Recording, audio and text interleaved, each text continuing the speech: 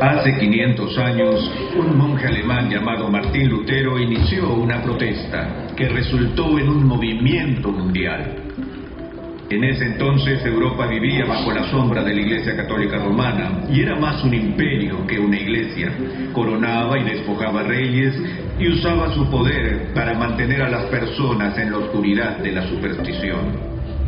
Eso nos suena un tanto extraño, pero en cierto modo, los días de Lutero se parecían a los nuestros. Al igual que hoy, todos tenían una opinión acerca de la Biblia, a pesar de que nadie realmente la había leído.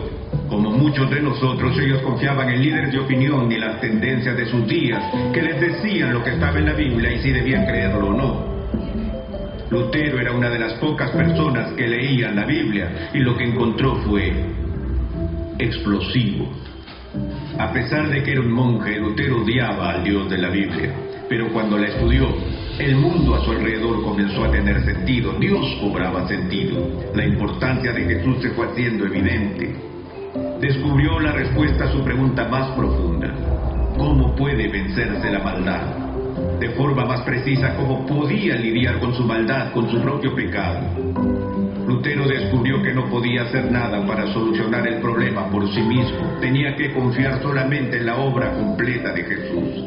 Lutero había descubierto una verdad central.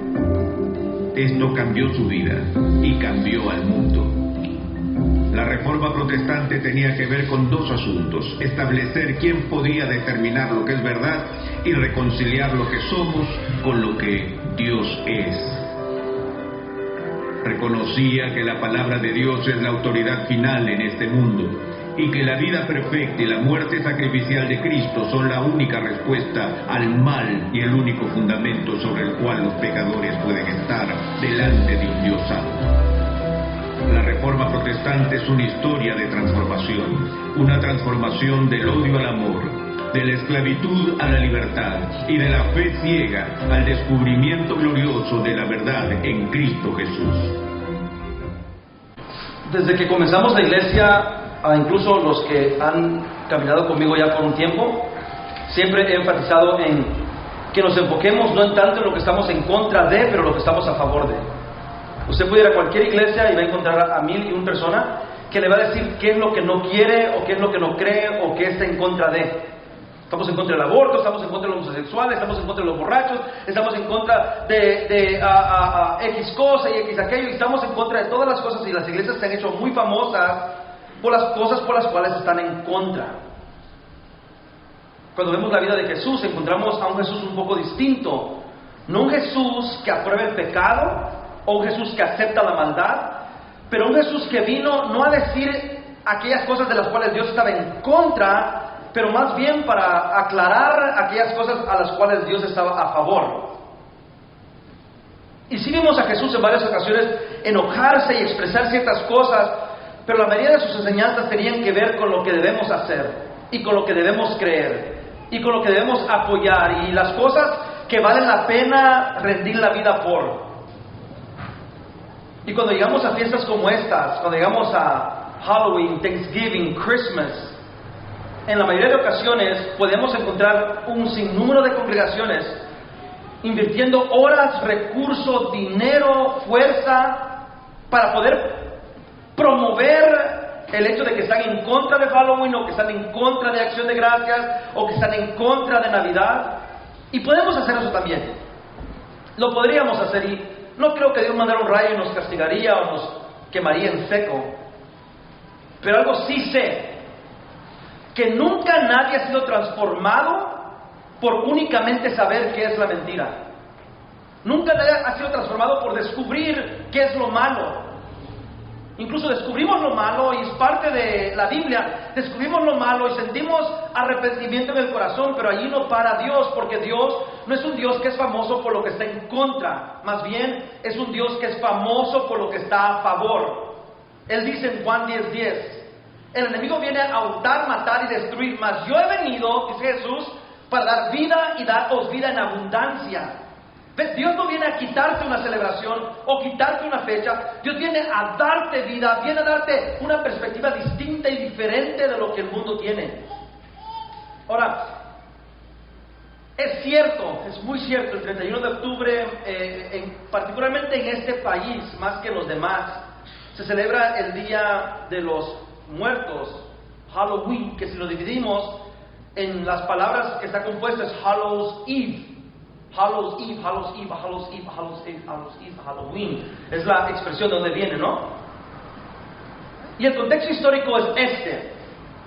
Un 31 de octubre de 1517, un hombre llamado Martín Lutero, del cual vamos a aprender un poquito el día de hoy, un hombre que no creía en Dios, incluso no creía en el Dios que la Biblia predicaba, por lo menos la Biblia que él había presentado, no cree en ese Dios, no quiere creer en él porque lo ve como un Dios cruel, como un Dios que le pide a él algo que él no puede dar. Pero un día tiene una conversión y cuando tiene esa conversión él comienza a leer la Biblia y en la Biblia encuentra ciertas verdades que cambiaron para siempre su vida. Y él viene y compara la Biblia con las enseñanzas de la iglesia en ese tiempo. Y como vamos a ver más adelante, había una sola iglesia en ese tiempo, conocida como la Iglesia Universal, o en latín católica, ¿no? Porque eso es lo que significa católica, universal. Y van a entender por qué más adelante. Y viene él y clava en las puertas de la iglesia de Gutenberg, en Alemania, su iglesia local, él clava 95 tesis o 95 ideas que él ve que están escritas en los documentos de la iglesia, mas no están apoyadas por la Biblia. Y viene y las clava en la puerta y él sabe que está arriesgando todo. Y de momento, después de esa fecha, resulta la celebración del Día de la Reforma. Y cada año los protestantes porque protestaron en contra de las injusticias de la iglesia, los protestantes vienen y cada año el 31 de octubre celebraban el Día de la Reforma. Ahora, la iglesia católica celebraba el 1 de noviembre, la víspera de los santos, y después celebraba el 2 de noviembre, el Día de los Santos. ¿Ok? Imagínense, la iglesia protestante celebraba el 31 una gran fiesta masiva hacia la reforma, hacia las mentiras que la iglesia católica había enseñado y la liberación de ellas. Y el 1 de noviembre, el próximo día, los católicos o la iglesia universal en ese tiempo celebraba la víspera de los santos, o Hallows Eve, como Christmas Eve, como la noche buena, la noche antes de la celebración. Hallows Eve, o la víspera de los santos, el 1 de noviembre, era la noche donde preparaban toda la comida o lo que iban a hacer para la celebración. Básicamente se paralizaba la ciudad. Y ya para el 2 de noviembre, para el 2 de noviembre, vienen y celebran el Día de los Santos. Pero empezó a ocurrir que los protestantes estaban más apasionados de su libertad que los católicos por la celebración de sus muertos. Y hubo un momento donde el 31 de octubre agarró tanto auge que opacaron la celebración de la víspera de los santos. Y la iglesia católica no encontró cómo hacemos para callar a esta gente. Porque si usted no sabe, la iglesia cristiana siempre ha sido una iglesia vocífera, una iglesia con garganta, una iglesia que expresa, que habla, que opina. Nunca ha sido una iglesia callada hasta estos últimos días. La iglesia cristiana, protestante, siempre ha sido una iglesia que da su voz a conocer. Y ellos gritaban a voz en cuello, celebraban a lo máximo la celebración de la libertad de la religiosidad. Vino la iglesia católica y cambió su fecha, y en vez de celebrar la víspera de los santos el 1 de noviembre y el 2 el Día de los Muertos, comenzaron a celebrar el 31 la víspera de los santos, o Hallows Eve, o Halloween, y el 1 de noviembre celebraron el Día de los Muertos. Y poco a poco, como siempre suele ocurrir, aquellos que cargaban la verdad se atemorizaron y se opacaron al poder de una mentira. Y ahora han pasado 501 años, porque fue en 1517 que ocurrió la primera celebración del Día de la Reforma. Hace 501 años que ocurrió esto. Y por los últimos años la iglesia se ha achicopalado, metiéndose en sinagogas, iglesias, edificios, se ha escondido porque tenemos miedo en el salir afuera y que de momento una calavera caminando me quite mi paz y mi tranquilidad. Y nos escondemos en nuestros servicios y cantamos cantos porque tenemos temor de lo que está ocurriendo afuera, cuando para mi punto de pensar, el 31 de octubre es tal vez el día en el que el diablo descansa más, porque otros hacen su trabajo. Pero son los 364 días del año cuando tú no lo ves en tu casa, en tus relaciones, en tu actitud, en tus pensamientos, cuando el diablo realmente tiene su propio Halloween en tu propia vida. Son los 364 días del año cuando andas una máscara tú, que no le quieres enseñar a Dios. Porque no nos damos cuenta de que no podemos permitir que el diablo un día más nos quite lo que Dios nos dio. Y en lo que yo sé es que Dios dijo, este es el día que Él creó. Me gozaré y me voy a regocijar en Él. ¿Cuál es ese día? El día que vivo hoy. Cada mañana que me levanto, yo no veo lo negativo que ocurre, yo veo la esperanza de Dios que alumbra hacia un día mejor. Y los días tristes y nublosos, Dios los convierte en días positivos. Tú tienes la opción. O puedes rehusar un día, puedes rechazarlo, puedes recibirlo, o como todo buen cristiano, puedes redimirlo. Y yo como cristiano, como pastor de esta iglesia, yo opto por redimir el 31 de octubre. Y es cierto, yo no me pinto la cara, no salgo afuera y no me visto y lo que fuera. Pero yo decido el 31 de octubre, en vez de oponerme a todo lo que está ocurriendo, en vez de apuntar hacia la oscuridad, yo decido ser luz en medio de ella. Yo decido amar en el día que los demás se visten de odio. Yo decido dar calor en el día que los demás se visten de muerte. Yo decido hablar del amor de Dios, de la libertad del cristiano, en vez de enfocarme en lo negativo y lo oscuro que el mundo tiene para ofrecer. Y este 31 de octubre yo le invito a usted que en vez de usar ese día como un día para esconderse de la oscuridad, úselo como un día para brillar por la oscuridad. Y si es posible, váyase a una calle, párese enfrente y conozca a la gente y conozca a los niños. Abra su puerta y convierta de su casa un centro de evangelismo, un lugar donde usted le enseña a los niños que Cristo ama a los niños y que es imposible que ellos puedan creer que el diablo les dedica un día cuando Dios les dedicó a su Hijo.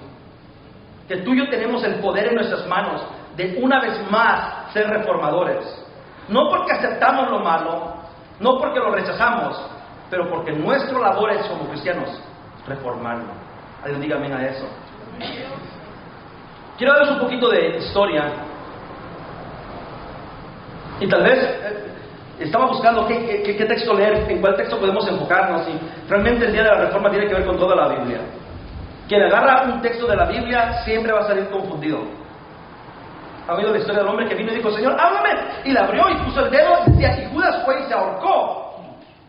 Y dijo, no, es imposible. La cerró y lo volvió a abrir y dijo, número 2, dice, ve tú y haz lo mismo. Y lo cerró y la abre y la vuelve a tirar y dice, ahora la tercera la vencida, puso el dedo y decía, no dejes para mañana lo que viene todo lo que viene a la mano para hacer, hazlo hoy. ¿Ves? Si tú agarras la Biblia solamente en un verso, vas a terminar equivocado. Porque la Biblia no es para leerse de pedacito en pedacito, la Biblia es para leerse completamente. Es todo el testamento de Dios. Es cierto, aquí hay lugares grotescos. Hay lugares donde Dios manda a un hombre a matar a una nación entera. Y uno dice, ¿cómo puede un Dios tan amoroso mandar a matar niños, animales? Y tal vez nos cuesta entender un poco. Pero hay lugares donde Dios redime y les da una nueva oportunidad. ¿Ves? La Biblia es más acerca de amor que lo que es acerca de castigo. Alguien me preguntó esta semana, pastor, y bien preocupada la persona, pastor, ¿me va a castigar Dios por esto que hice? Y mi respuesta es no hoy. Dios tendrá un día cuando lo va a castigar, Dios tendrá una fecha. La Biblia dice en Apocalipsis que Él tiene un día señalado para juzgar a las naciones. En ese día, en ese gran día, Él va a juzgar a los buenos y a los malos, a las ovejas y a los cabritos, ¿verdad? Los va a separar y los cabritos irán al fuego eterno para siempre ser, ¿verdad?, exterminados y vivir en eterna condenación. Y al otro lado estarán las ovejas, aquellos redimidos por la sangre de Cristo. ¿Alguien es parte de esas ovejas? Ahora diremos las ovejas, ¿verdad? Redimidos por la sangre de Cristo, salvados por su gracia. Eso va a ocurrir algún día. No piense que lo va a evadir. Un día Dios ha de juzgar. Pero Dios no está en el trono ahorita con una... ¿Cómo se llama esa cosa que usan los jueces? ¿Ah? Mazo. Él no está allí pegándole y juzgando al mundo todos los días, porque por todos los pecados que cometemos Dios no descansara de juzgar. Y le digo a la persona, Dios no está juzgando ahora. ¿Sabe quién nos juzga? Nuestras propias acciones. Tú vienes y cometes un pecado, la consecuencia de tu pecado es X cosa. Pero no es que Dios dijo, uy, pecó y te va a tirar un destello, es tus propias consecuencias. El trabajo de Dios ahorita en la tierra es de llamar a los hombres al arrepentimiento para que ellos le entreguen su corazón a Él. Pero si solamente leemos cierta parte de la Biblia, encontraremos a ese Dios. Mas si leemos toda la Biblia, nos damos cuenta que esta es una carta de amor que desde Génesis hasta Apocalipsis es un Dios súper, hiper, magno, ultra, mega, macro, enamorado de una creación, brincando sobre murallas, personas, lugares, llegando hasta la humanidad en forma de hombre, muriendo en una cruz, simplemente para decir, hey, I love you. Te amo. ¿Quién ha ido en tu vida a ese extremo de escribir te amo con sangre sobre una cruz en la cual tú ibas a morir? Pero toda esta historia comienza en el año 0. En el año 0 comienza esta historia con un pueblo pequeño llamado Israel, un pueblo muy famoso que hasta el día de hoy es famoso en nuestras noticias.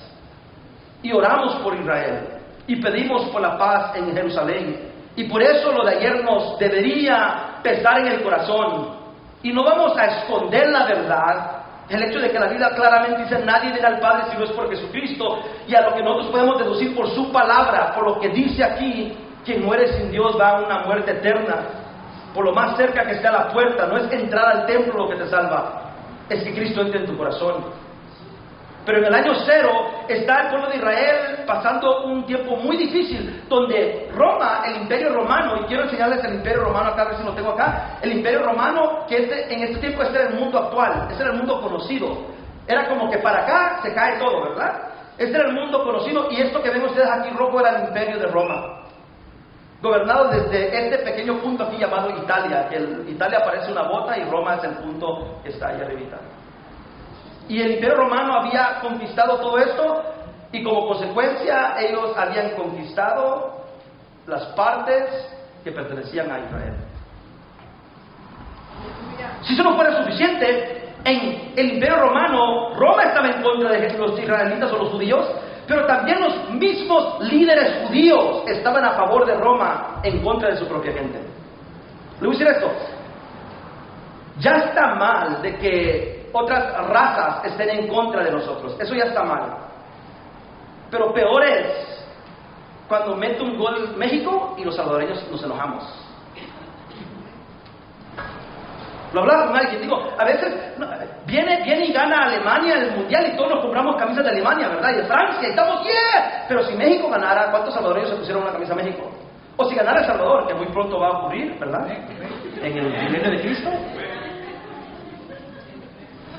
¿Se pusieron los demás esa camiseta? La respuesta es lo más probable es que no. Y si algo mata a un pueblo, no es que otros estén en contra de nosotros. Lo que mata a un pueblo es que el pueblo esté en contra de sí mismo. Y los líderes judíos estaban en contra del propio pueblo de Dios. Es en esta temporada bien caótica que llega El Salvador. ¿No es curioso que Dios siempre espera que tu vida y mi vida esté caótica para llegar a presentarse? ¿Será que Dios no se ve atraído por lo bonito, lo bello? Y la respuesta es, no es tanto eso. Pero alguien dijo una vez, ¿quieres encontrar a Jesús?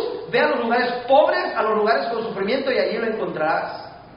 No vayas a las grandes catedrales, con los grandes monumentos, con las grandes personas y personalidades. Ve al lugar donde está el necesitado, donde está el inmigrante, donde está la persona abusada, hecha a un lado, donde está la persona que el mundo la ha puesto en una esquina, donde está la persona muriendo de sida. Allí ve y allí encontrarás al Salvador eterno. Y si fuéramos a pensar en todo este mundo actual, o el mundo de ellos, Dios decide, en vez de ir a cualquier lugar, en vez de ir a Roma, donde estaban los meros pistoleros, en vez de ir a Grecia, donde estaban los sabios, en vez de ir a los lugares mediterráneos, donde estaba la cultura, Él va a un pequeño lugar llamado Belén de Judea, a una aldea desconocida por el mundo actual. Y Él llega allí, y Él llega con un mensaje. Desde el primer día, desde el momento que se anuncia su nacimiento, lo primero que dicen los ángeles es paz. ¿Oyó eso? No dijo condenación, no dijo ahí vengo, no salió con una sirena, una siren de ambulancia, escóndanse. Lo primero que dice el cielo cuando nace Jesús es paz. Imagínense al cielo dando a luz. Y la primera expresión del cielo cuando da a luz al Salvador no es un ¡ay, qué dolor! Es un paz en las alturas. Esa es nuestra canción. Eso es lo que celebramos en este lugar. Paz en las alturas. y en la tierra y a los hombres de buena voluntad. Por eso estamos en esta esquina, en esta comunidad, no para decir, uy, pero para decir paz. Alguien diga conmigo, paz, paz, paz. Vienen con este mensaje de paz. Los ángeles cantan en coro, paz en las alturas, Hosana, Hosana.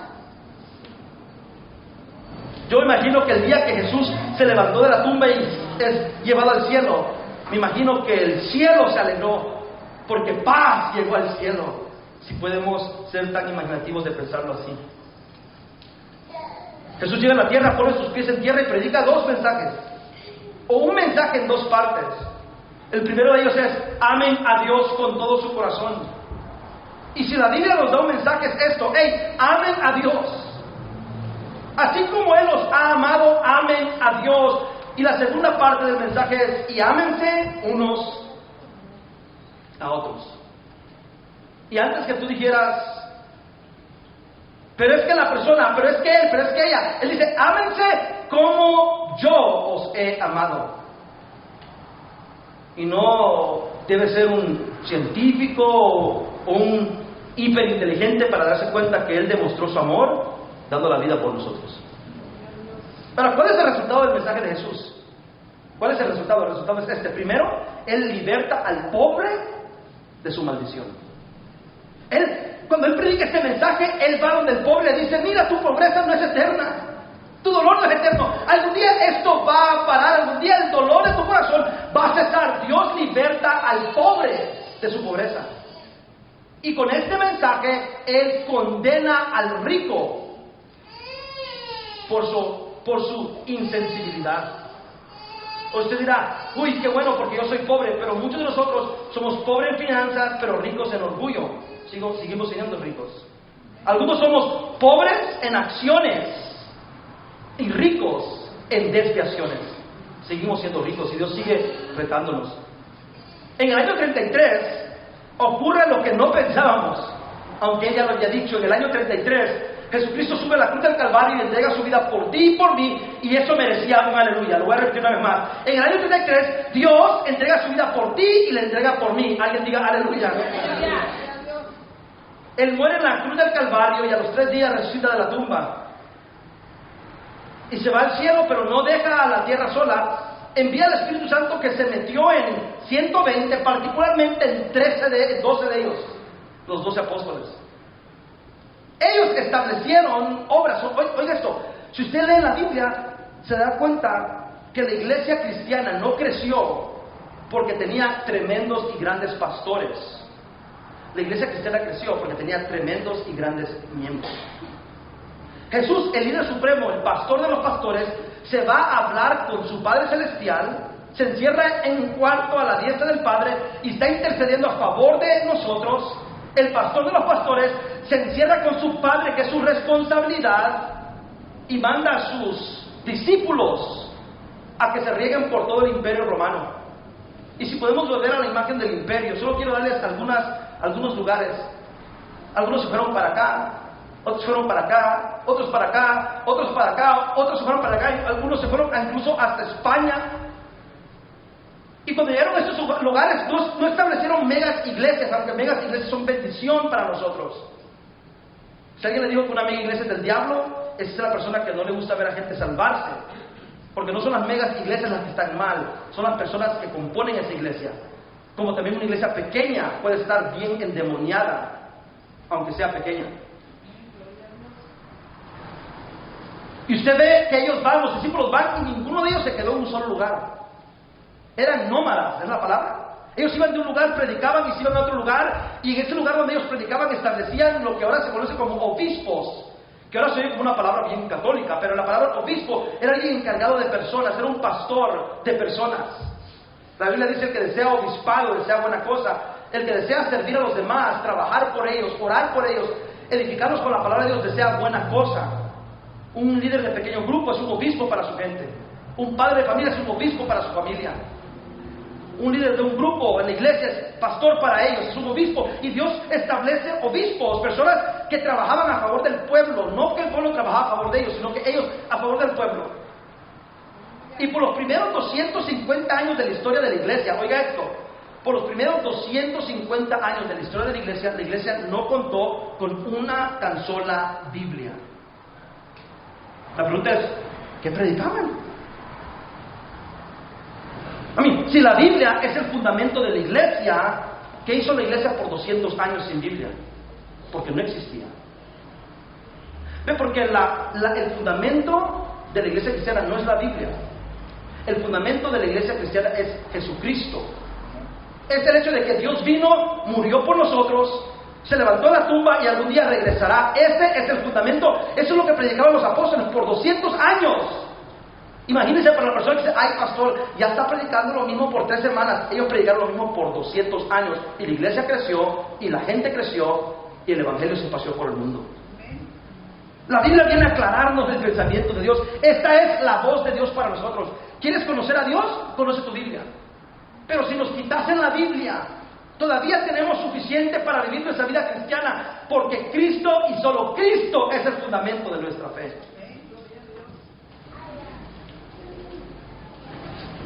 Y alguien dice, no pastor, yo no acepto eso. Ok, está bien, no lo acepte. Pero explíqueme cómo una iglesia dura 200 años y crece en 200 años más de lo que ha crecido en todos los demás siglos y no tuvo una Biblia en mano. Contesta esa pregunta. La contesta y la acepto su argumento. Entre tanto, algo más tuvieron que haber tenido que la Biblia, y era a Jesucristo. Mira a Pablo y sus mensajes. Vine a la iglesia y sus mensajes. Es lo mismo que me han enseñado, les predico a vosotros. Esa es la expresión. Y la iglesia creció. El cristianismo se esparció y creció por todo el imperio romano. Los discípulos se fueron a 12 diferentes lugares, pero los cristianos se esparcieron. Incluso, si usted lee, se da cuenta que los discípulos, aunque se movieron, no fueron muy lejos del entorno en el cual crecieron, a excepción tal vez de Pablo. Pero los demás, los que se esparcieron, fue la iglesia. Fue el hermano Pancracio y la Petrolina, y Macaria, y fue Pedro, que se mudaron para diferentes lugares, y al llegar a esas aldeas, lo primero que pensaban ellos es, ¿cómo puedo hacer de mi casita un pequeño grupo, una casa, una iglesia pequeña?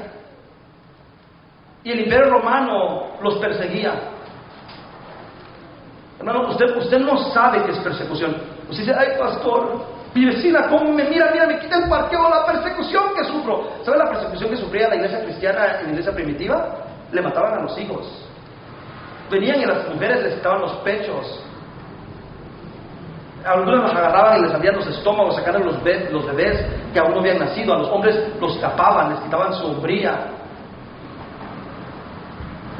Leí en un libro que Fox Book of Martyrs, el libro de los mártires de Fox, y menciona ahí cómo agarraban a los cristianos y agarraban 2 caballos, uno es extremo, otro es extremo, amarraban la mano derecha y el pie derecho a un caballo, y en la mano izquierda y el pie izquierdo a otro caballo, y venían los enemigos de la cruz y les pegaban a los caballos, y los caballos salían corriendo y partían en mitad a los cristianos. No se vaya tan lejos, mire el Coliseo romano. El Coliseo romano, que era una escena de espectáculo para ver a cristianos morir violentamente. Dice la historia que mandaban a los niños los mandaban en el Coliseo y les ataban fieras, leones, osos, y los osos venían y empezaban a comerse, a devorar a los niños. Y en este libro, Fox Book of Martyrs, dicen ellos que aún después de los niños estar muertos, dicen ellos, los que estaban ahí, que aún muertos los niños, ellos juraban que oían a los niños cantar desde el vientre de los animales. Y la historia dice que durante este tiempo más gente aceptó, viendo a los cristianos entregar sus vidas, que los cristianos que mató Roma. Pero no podían parar el evangelio, porque el evangelio era más de decir soy cristiano, ponerlo en Facebook o andar una cruz en el pecho. Ser cristiano significaba, estoy dispuesto a darlo todo por lo que creo, aquí está mi vida si es posible, no tengo reservaciones, no hay reservas, le pertenezco a él. Eso era el evangelio. Nadie faltaba por un catarro, por un dolor, por un problema. Nadie ponía en riesgo el evangelio por su vida. Incluso ellos no podían decir que eran cristianos. Venía yo, y si yo estaba en la tienda y de momento, porque todo el mundo no era amable, eran ogros. Y cuando usted iba a la tienda y de momento la persona que le servía con amor, usted la miraba o lo miraba, y usted miraba hacia el piso y usted hacía una media luna en el piso, o lo hacía, o si había tierra en el escritorio o lo que fuera, a la mesa, usted hacía una media luna. una media luna así. Y si la persona era un cristiano, venía y completaba la media luna al revés, formando un pescado, un pez. Y cuando hacían eso, se miraban porque por primera vez tal vez en la comunidad no estaban solos. Ese era el cristianismo de antes. Ese era el cristianismo que conquistó al mundo. De ahí en el año 313 todo se arruinó. En el año 313 Constantino, el emperador de Roma, el líder supremo de Roma, viene y se convierte, entre comillas, al cristianismo. Y él jura de que tuvo un sueño, y en el sueño él vio que él iba cabalgando, Eso, contra los enemigos, y llevaba enfrente de él esta insignia que tipificaba el cristianismo. Y él dice: de ahora en adelante todos seremos cristianos, y convierten de una nación o de un imperio entero un imperio cristiano. Ahora, eso es algo bueno, fue algo bueno, pero lo que pasó fue que él no vino y revisitó las enseñanzas de Jesús. Él lo que hizo es que implementó lo que Jesús había dicho a las enseñanzas que ellos ya tenían. Él no le dio a la Biblia la oportunidad de expresar las convicciones de su Señor. Él hizo lo que nosotros hacemos. Le decimos a Dios que nos confirme nuestros propios preceptos y percepciones de lo que la Biblia es. Y lo que hizo Constantino, que más dañó a la iglesia, fue que Constantino le quitó a la gente la autoridad de predicar y le dio esa autoridad solamente y exclusivamente a los líderes. Solamente los obispos y los curas y las gentes que estaban en un templo, solo ellos podían predicar, orar, y la gente empezó a depender de los líderes. Y ya la gente no oraba, porque lo que hago es que vengo a la iglesia y oran por mí. Ya no leo la Biblia para entenderla. Digo: ay, no la entiendo, que me diga el pastor, que me diga el líder. Voy a llamar a la hermana o al hermano. Ya nadie dependió del Espíritu Santo en sus corazones para interpretar la Biblia, porque Constantino en el año 313 impide de que usted, el laico, la persona normal de una congregación, la fuerza de una congregación, dejara su responsabilidad.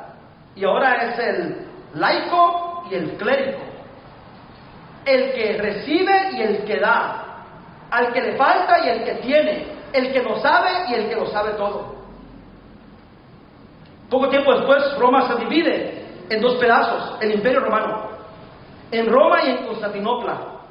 Y en Constantinopla ponen a un archiobispo o un obispo supremo, y en Roma le cambian el nombre del supremo obispo, se lo cambian a Papa, o el vicario de Cristo, el representante de Cristo en la tierra. Y de ahí en adelante, cuando cae Roma, se le cambia el nombre, ya no es emperador, ahora es Papa, y ya no existe el Imperio Romano, ahora existe la Iglesia Universal, la Iglesia Católica. En el siglo VII, hay un conflicto entre los musulmanes y los cristianos. Y en el siglo XI, para ser específicos, en el año 1054, la Iglesia Católica se divide en dos: la Iglesia Católica y la Iglesia Ortodoxa.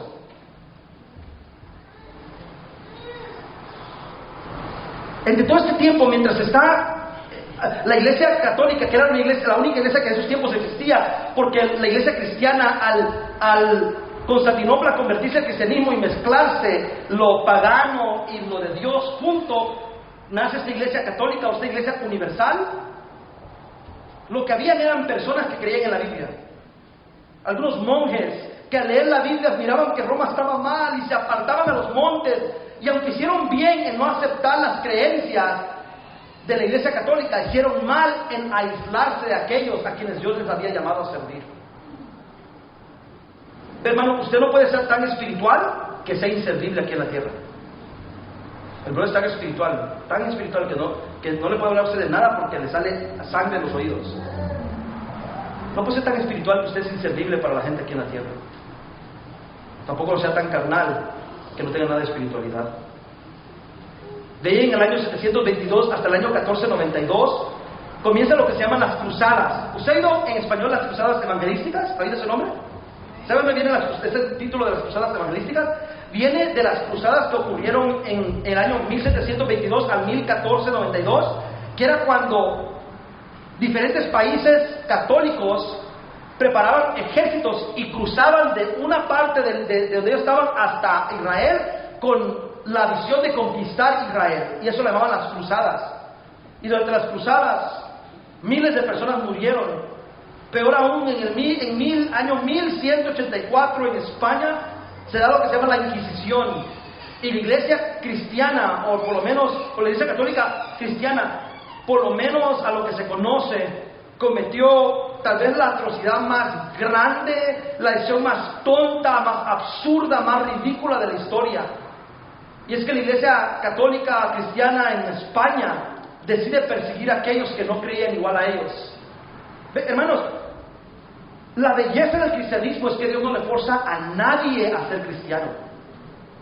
Y si alguien está allá afuera y dice, yo no quiero el cristianismo, me cae mal, yo no quiero a Dios, están en la libertad de hacerlo. Y tú y yo no podemos mandarlos al infierno por su actitud, debemos orar por ellos por su actitud. Yo estaba viendo en YouTube hace unas semanas atrás, y esto obviamente es blasfemia, ¿no? Habían varios hombres homosexuales que tuvieron una fiesta, y el fin de la fiesta era Jesucristo. Todos estos hombres homosexuales se vistieron como Jesucristo y pasaban enfrente y ellos actuaban, ¿verdad? La crucifixión. Obviamente una blasfemia increíble. Y alguien vino y lo puso en Facebook, y vi a centenares de cristianos, decir, estas personas merecen el infierno, estas personas deberían quemarse en el infierno, miren qué ridículo, y empezaron a atacar a ellos. Cuando le puse la verdad, si ellos no hiciesen eso, si ellos no habían hecho eso, todavía se van al infierno. Porque el haber hecho eso no los mandó a un infierno más caliente que a los demás. Todavía me rumbo al infierno, y le hago la pregunta, ¿qué espera usted de gente ciega? ¿Qué espera usted de gente ciega? ¿Qué espera usted de gente ciega? Claro que el mundo va a hacer eso y más. Están perdidos, no saben el bien y el mal. Por eso Jesús dice, perdónalos porque no saben lo que hacen. Y tú dirías, claro que saben, claro que sabían quién era Jesucristo, y claro que lo sabían, pero había un conflicto interior y los cegó a la posibilidad de que Él era quien decía que Él era. Y la Inquisición era un montón de personas católicas, cristianas, quemando a carne viva miles de musulmanes o ateos o personas que eran cristianas pero que no aceptaban las creencias de la iglesia católica. Yo creo en la verdad, mis hermanos. Yo creo lo que la Biblia dice. Yo estoy convencido de lo que la Biblia dice que está mal. Lo creo y lo creeré hasta el día que muera. Pero creo en las enseñanzas de Jesús. Y si alguien tenía el derecho de mandar al infierno a cualquier persona por sus pecados, era Jesús, y Él no lo hizo. Él dedicó su vida entera para demostrar la luz de Jesucristo. En el año 1517, siglo XVI, un hombre llamado Martín Lutero tiene esta experiencia, y quiero que lo miren en la pantalla. Él tiene esa experiencia después de él ser un abogado, estudiar para abogado, camino a su casa, tiene una experiencia que cambia para siempre su vida. Quiero que miren esta experiencia.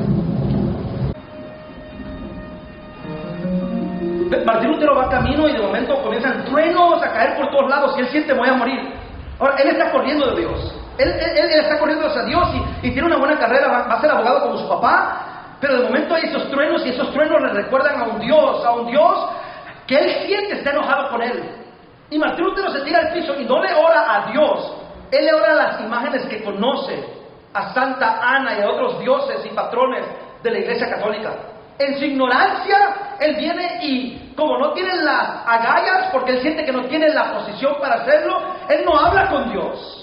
Porque si ustedes estudian la cultura católica, en la cultura católica tú no hablas con Dios, tú hablas con santos muertos, o hablas con santos vivos que están en la parroquia, como los curas y los monjes, y hablas con ellos, y ellos hablan con Dios a tu favor, pero tú no tienes acceso, eres demasiado pecador. Y él se siente demasiado pecador y se está cubriendo y en su angustia dice: Santa Lucía, Santa Ana, Santo Patricio, lo que sea, quien esté ahí arriba, yo te dedico mi vida si tú me la preservas. Él dice: si tú me dejas vivir, dile a Dios que yo le entrego mi vida. Ahora, él le oró a Santa Patricia, Santa Ana, Santa lo que sea. Pero los ídolos no tienen poder. Tienen ojos, pero no pueden ver. Tienen oídos, pero no escuchan. Tienen bocas, pero no hablan. Tienen piel, mas no sienten. Pero mientras Martín Lutero, atemorizado, le grita a los santos, el santo se oyó. Y el santo oyó y tomó en serio su propuesta y marca a Dios para siempre a Lutero. Y Lutero se enamora de las Escrituras y la lee día y noche, pero hay conflicto. Lutero lee la Biblia y lo más que lee la Biblia, lo más que se da cuenta que él es pecador. Y a diferencia de nosotros, él creía lo que leía. Si la Biblia decía que la persona que pecaba iba a morir y él pecaba, él sentía que iba a morir. Y su corazón comienza a tener conflicto con las Escrituras. Y él dice: ¿cómo puedo ser buena persona? ¿Cómo puedo ser mejor? Y le pregunta a los sacerdotes y a los católicos, y les pregunta a los líderes: ¿cómo puedo ser bueno? Y nadie tenía una respuesta para su pregunta. Y él decide: voy a ir a Roma, voy a ir al mero de los pistoleros, voy a ver a Roma, porque claramente si un lugar es santo y puro, debe ser Roma. Es como cuando los cristianos, la gente del mundo dice: necesito de Dios, voy a la iglesia. Y viene a la iglesia no en busca de Dios, viene a la iglesia en busca de esto. Y Martín Lutero se llevó el chasco de su vida, como muchos al entrar por las puertas de nuestras congregaciones se llevan el chasco de su vida. Que el mensaje puede estar muy bueno, pero si la vida de la iglesia no equivale al mensaje, de nada nos sirve. Miren lo que experimenta Martín Lutero. Aquí él va camino a Roma, no hay aviones ni carros, es un largo viaje. Y miren lo que este hombre puede experimentar. Él va a Roma, esperando encontrar en Roma lo más puro del cristianismo, y lo que encuentra en Roma es prostitución, abuso, falta de espiritualidad. Se da cuenta que la iglesia ha exaltado a sus líderes y los ha puesto en posiciones de reverencia, y ha usado a la gente como objetos para encontrar o alcanzar sus propios deseos. El Papa León quería construir un gran templo, la Basílica de San Pedro, para ser más específico, y como no tenían dinero, se inventa un sinnúmero de reglas o de cosas, y la gente comienza a pagar por ellos. Él dice: si tu familiar ha muerto y era malo, si pagas cierta cantidad y dices ciertas oraciones en cierto lugar, a cierta hora, de cierta manera, entonces tu familiar, al caer la cora en el fondo de la vasija, el cielo sonará la campana y tu ser querido será hecho libre. Usted dirá: ay, qué ridículo, yo nunca creyera eso. Pero cuando alguien dice: hey, si das $150, Dios te va a dar 1,000, ¿verdad que sí lo haces? Es exactamente lo mismo. O que crees que si ayuno 20 horas, entonces Dios me va a hacer el favor. Es lo mismo, se llama prostitución espiritual.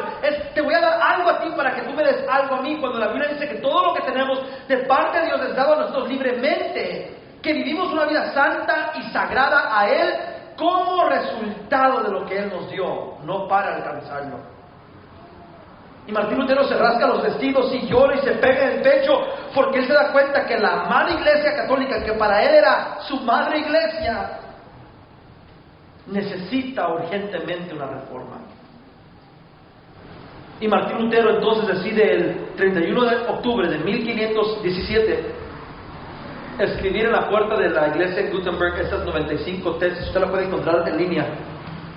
Ponga 95 tesis y va a encontrar las 95 prerrogativas que él da, los 95 pensamientos, creencias que él percibe como una protesta a lo que la iglesia católica enseña. Todo basado en el hecho de que él mira que la gente está siendo usada y que el Evangelio no está siendo entregado de forma pura. Dice la historia que viene él y escribe varios libros, incluyendo un libro que le escribió a toda la realeza de Alemania. Y la historia dice que lo empezaron a buscar, lo llamaban un hereje, y lo comenzaron a buscar y a perseguir. Y finalmente lo llaman a un concilio, lo que llaman el concilio de Worms. Y en ese concilio lo tienen con los príncipes de Alemania y con personas que vienen desde Roma, ya que el Papa miraba a Martín Lutero como un cerdo enfurecido, un cerdo silvestre. Y para no darle más atención decide no ir, pero manda a alguien y se reúnen con Martín Lutero. Y en la primera noche de la discusión le dicen a Martín Lutero, ¿tú te retractas? You take this all back, ¿tú renuncias a lo que has dicho? Si no renuncias, te van a volver a... ¿Renuncias o no renuncias? Y Martín Lutero ve la decisión que él tiene que hacer, y ante tal grande amenaza, Martín Lutero se acobarda y decide pedirles un día más. Y él se va a su cuarto, y la historia dice que se tiró en su celda y gritaba y lloraba y imploraba, porque él sabía que el diablo se había reído de él al pararse enfrente de la Iglesia Católica y llenarse de miedo. Pero en esa segunda ocasión, él se para firmemente ante ellos, y we're going to skip number 3, go to number 4, the last one. Viene y ante este concilio de Worms, Martín Lutero retoma su valentía y su fuerza y su vigor. Toma el vigor que había descrito a la iglesia cristiana hasta ese punto. Martín Lutero habla con la verdad, y ocurre algo así.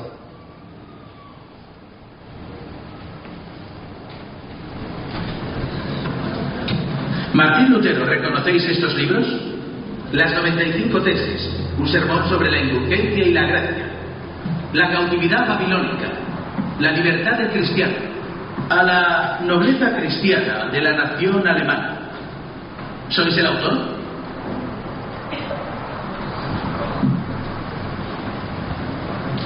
Todos son míos. Estos libros contienen herejías contra nuestra Santa Iglesia. ¿Os retractáis de lo escrito?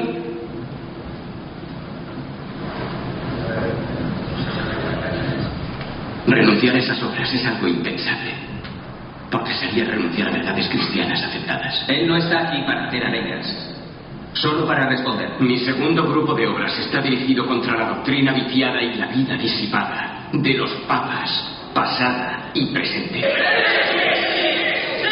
Por las leyes del papa y la doctrina de los hombres, la conciencia de los fieles ha sido miserablemente ofendida y desgarrada.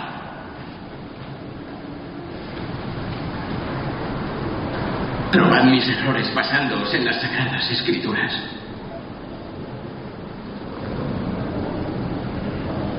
Y renunciaré a mi obra y arrojaré mis libros a fuego. No habéis contestado a la pregunta. Vos, Martín Lutero, no podéis cuestionar todas aquellas cosas que la Iglesia Católica ya ha juzgado. Cosas que son objeto de costumbre, rito y observancia. La fe que Cristo, el más perfecto legislador, dispuso. La fe que los mártires fortalecieron con su sangre. No podéis esperar un debate sobre cuestiones que vos estáis obligado a creer. Ahora dad vuestra respuesta. ¿Sí o no? ¿Os retractáis o no os retractáis?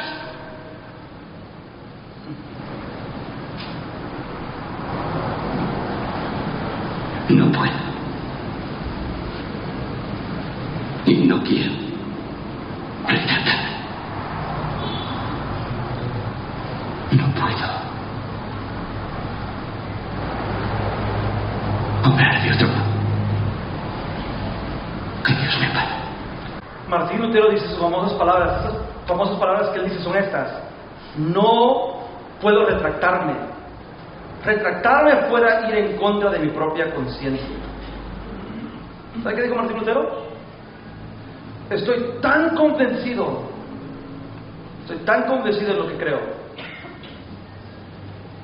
de que si yo me retracto en lo que he dicho, me he retractado del simple hecho o del hecho de ser un ser humano con conciencia y convicciones. Dice él, no sirvo de nada si me retracto de lo que mi corazón me dice es la verdad. Al comienzo de nuestra pequeña conversación, o larga, como sea que lo vea usted, les dije que no queremos ser famosos por lo que estamos a favor, en contra, sino queremos ser conocidos por lo que estamos a favor de. Pero sí hay razones cuando Dios nos pide que seamos vocíferos en aquellas cosas por las cuales estamos en contra. Porque toda cosa que degrada al ser humano, toda cosa que le quita dignidad a una persona, sin importar sus acciones, convicciones o pensamientos, es nuestra responsabilidad como cristianos de pelear por la persona indefensa. Tú y yo tenemos que ser defensor del pobre. ¿Sabes que si estás en tu escuela, o en tu universidad, o en tu trabajo, y tú ves a un sinnúmero de personas en tu trabajo venir y empezar a acosar a un homosexual o a alguna lesbiana por su decisión de vida, ¿sabes que como cristiano tu responsabilidad es defender a esa persona? Es pararte enfrente de ellos y de los que lo están hiriendo y pelear a favor del que está siendo herido. ¿Sabes que si estás caminando en la calle y de momento viene un hispano y un moreno y tiene un accidente y el hispano tuvo la culpa y el moreno sale del carro y solo hay puros hispanos alrededor y todos los hispanos comienzan a hablar en contra del moreno? ¿Sabes que es tu trabajo pararte a favor del moreno? ¿Sabes que si hay un drogo en la calle y la gente lo mira y lo escupe, sabes que es tu trabajo el defender al pobre? ¿Sabes que si un líder cívico, político o religioso viene y avergüenza a alguien públicamente por algo que ellos no tienen la opción de hacer, vivir o pensar, que es tú y mi responsabilidad el pararnos en contra de ellos? Sí hay momentos donde protestar, sí hay una razón por qué levantar la voz en contra de algo. Levantamos la voz a favor de aquello que Dios está a favor y levantamos la voz en contra de aquello que lastima su creación. Cada vez que usted oiga a alguien decir algo negativo o malo en contra de alguien más, sea de nuestra iglesia o cualquier iglesia más, sea de cualquier lugar, especialmente si es un pastor o un líder, su trabajo como cristiano es defender al pueblo. Termino con esto. Me recuerdo una ocasión, alguien puso un video en YouTube y un pastor puso un video y dijo un montón de tonterías.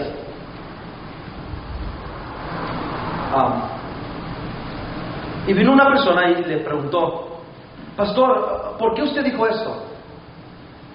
Y el pastor contestó y dijo: ¿usted es líder o es miembro de una iglesia? Y dijo ella: soy miembro de una iglesia. Y ella respondió: pues deme el nombre y el teléfono de su pastor para dejarle saber que su oveja está siendo rebelde al oponerse a un siervo de Dios. Vine yo y no respondí en YouTube. Conocí a la persona, le llamé y le dije: hey, yo te he escuchado predicar 1, 2, 3 veces y no siempre estoy a favor de lo que dices, pero si alguna vez en tu vida tú le dices eso a alguno de mis miembros o a alguien que está conectado a mi vida, yo te voy a exponer ante toda la gente. Me dijo: pero es que no era líder, y es que ellos tienen, porque escribió en el comentario, porque tú no estás a mi nivel. Cuando seas una ministra, entonces puedes hablarme. ¿Y sabe qué es eso? Eso es ese espíritu católico del tiempo de Martín Lutero. Es esa voz que intenta opacar o callar al cuerpo de Cristo. Vuelvo a repetirle, no le estoy diciendo que usted esté a favor del pecado. No estamos a favor del pecado. Siempre estaremos en contra del pecado. Pero si vamos a gastar nuestras energías, Si vamos a morir por algo, pongamos nuestra vida en riesgo por aquello que Cristo entregó su vida, por amor a los suyos. El día de hoy, si todo lo que dije nada se les quedó, que se les quede esto: que el día 31 de octubre nosotros, la Iglesia Cristiana, celebramos el hecho de que somos libres para amar, que somos libres para expresar nuestras opiniones y pensamientos, que no siempre tenemos que estar de acuerdo con todo lo que alguien predica de un púlpito, que tenemos la libertad de discutir, de opinar y de conversar, pero que tenemos convicciones tan fundamentales en Cristo, que aunque nuestras diferencias teológicas sean totalmente distintas, si podemos abrazarnos a la cruz, el cielo nos espera. Ese es el mensaje que está detrás del día de la Reforma. Señor pastor, ¿por qué lo dice? Porque Martín Lutero murió bautizando niños.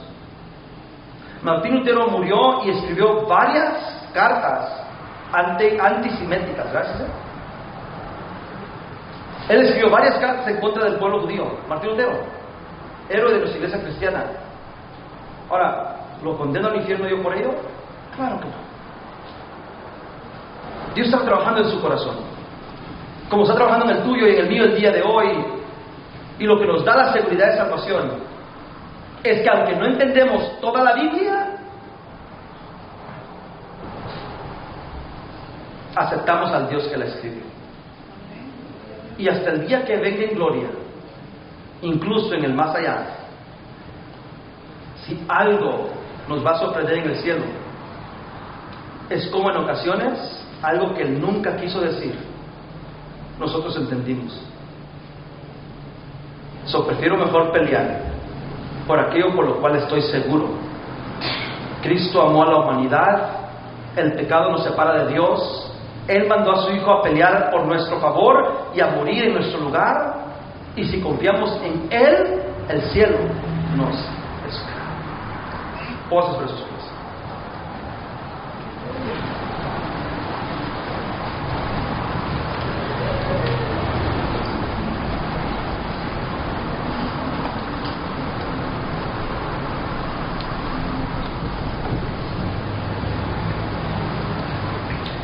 Yo le digo a cualquiera de ustedes, se le dice, pastor, oí lo que dijo, pero hay algo que me confundió, hay algo que no entendí. Yo le animo a que tome un día y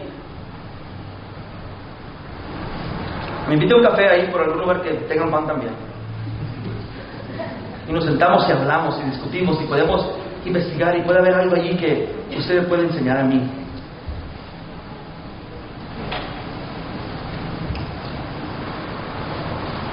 Y si hay algo en su corazón que de momento le choca, dice, uy, me cuesta pensar o decir eso, simplemente siéntese y mire o pregunte de dónde nació esa convicción. Pregunte, ¿de dónde nació eso? Y se dará cuenta que la mayoría de nuestras convicciones no nacen de nuestro propio estudio de la Biblia. La mayoría de nuestras convicciones nacen de conversaciones que hemos escuchado de gente que a lo mejor que pudo explicó lo que podía entender. Pero a cada uno de nosotros nos ha dado Dios la responsabilidad de leer su palabra. Y dice, Señor, quiero entenderte. Y tal vez me cuesta creer de que, yo lo creo, ¿verdad? Pero digo un ejemplo, tal vez me cuesta creer de que la ballena se tragó a Jonás. Tal vez me cuesta, hombre, creer de que Jonás se cayó y que una ballena se lo comió y que no se murió. Tal vez me cuesta creerlo, Señor, pero que me cuesta creer, quiero que me des la fe para creer que si tu palabra dice que Jonás tragó la ballena, también lo creyera. Si tú me das la fuerza, si tú me lo enseñas en tu palabra, si tú me ayudas a poder descubrirlo. Y le garantizo que el día que usted en un texto de la Biblia, un libro, un párrafo de la Biblia encuentre a Jesucristo, toda la Biblia recobrará vida. y nada lo podrá parar de vivir su fe y su amor por Dios y por los demás, porque su fe está basada no en lo que oyó solamente, pero en lo que hemos oído y hemos visto con nuestros ojos. Le voy a pedir que incline su rostro. Voy a hacer una oración como pastor.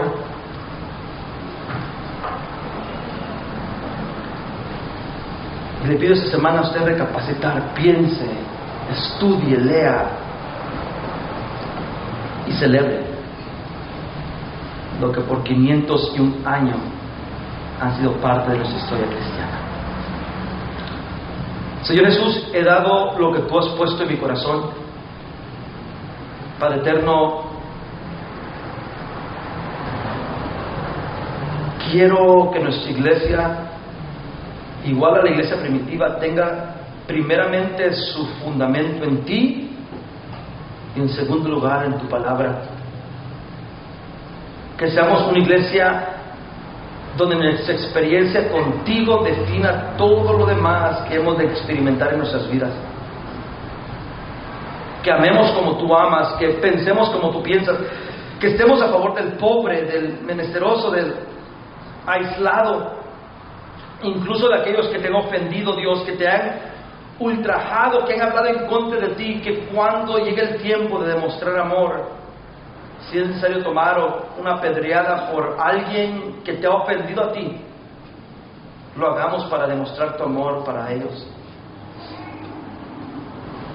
Que Señor eterno, con el indigente, con el afeminado, con el frío, con el celoso de la obra, con el agrio, con el odioso, con el solitario, con el abandonado, con el despreciado, Dios, con el confundido, con el herido, con todos aquellos que en su vida cargan las marcas que su familia, familiares, comunidad, gente, incluso iglesia ha causado en ellos. Que como iglesia nos pongamos en pie ante la injusticia de lo que vemos en nuestro país. Que nuestro corazón quiebre, Padre eterno, cuando un asesino entre a un lugar y mate a gente, aunque la gente que le mate sean contrarios a tu palabra. Que cuando hablemos del infierno lo hablemos con lágrimas en nuestros ojos, que nunca deseemos de que nadie vaya allí. Líbranos de que con alegría nuestros labios expresen cualquier clase de felicidad a favor de una alma perdida.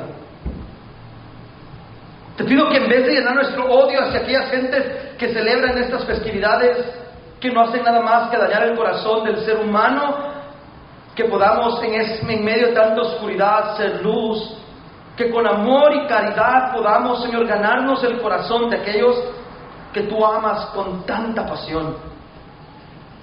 Que como iglesia dejemos de pensar hacia adentro y comencemos a pensar hacia afuera. Que dejemos de pensar en lo que queremos ver adentro y comencemos a enfocarnos hacia lo que queremos alcanzar afuera. Que como iglesia nos desbordemos a invitar amigos, a gente que sabemos va rumbo al infierno, está lejos de ti. Que como predicador, Señor, me consuma el celo de tu palabra y el amor por las almas perdidas.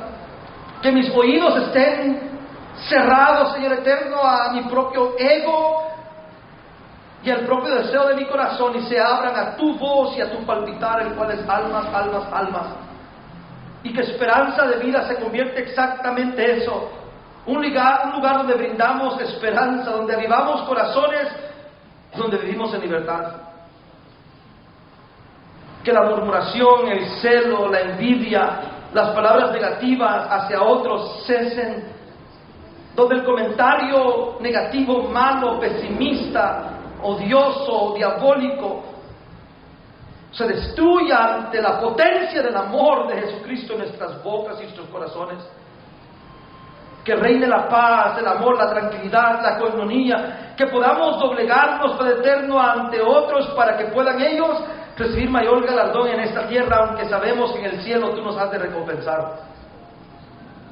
Que nuestras bocas se limiten o cesen de hablar engaño, Que nuestros ojos dejen de ver lo malo en los demás y podamos ver las virtudes que los abrazan. Que la paciencia sea la virtud que define nuestra congregación y el amor la expresión suprema. Y que cuando vengas en gloria, Señor, y recibas esperanza de vida en tu seno, sea para ti como ver a un espejo, pues nuestra reflexión es la misma de Jesucristo. Y Señor,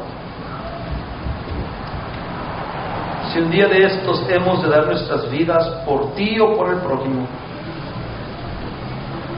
que enfrentemos dicho privilegio con orgullo, con paz y con convicción. Lo pido y lo creo en el dulce nombre de Jesús. Alguien diga amén.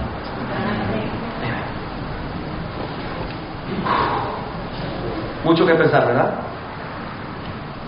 ¿Por qué no practicamos lo que Cristo nos llamó a practicar? Busque a alguien, denle un abrazo fuerte, dígale que lo ama y dígale que está en esto junto con ellos. Deje de saber que está dispuesto a pelear a favor de ellos hasta la muerte. Deje de saber que somos una iglesia amorosa, una iglesia dadivosa, una iglesia caritativa, una iglesia que refleja a su Salvador. Gracias por escucharme y su paciencia, que Dios les bendiga y hasta la próxima.